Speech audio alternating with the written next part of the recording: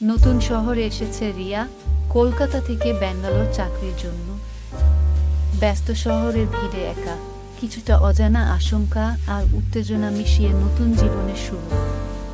কাজের ব্যস্ততার মাঝেও তার মন কখনো কখনো চলে যায় কলকাতার সেই ফেলে আসা দিনগুলিতে।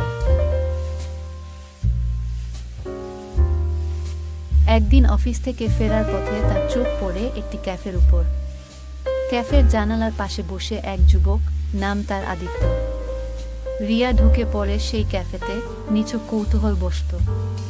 তানিমের চোখেও সেই অদ্ভুত আলোর ঝিলিক, যেন বহুদিনের চেনা দুজন। প্রথমবার দুজনের দেখা। একটা বই পড়ছিল আদিত্য। রিয়া তাকে জিজ্ঞেস করে, এই বইটা কিসের উপর? আদিত্য উত্তরে হাসি দিয়ে বলে, জীবনের গল্প। যেভাবে চলতে চলতে মানুষের পথ পরিবর্তিত হয়, সেই ছোট্ট কথোপকথন শুরু হয়, আর সেখানেই দুজনার বন্ধুত্বের সূচনা।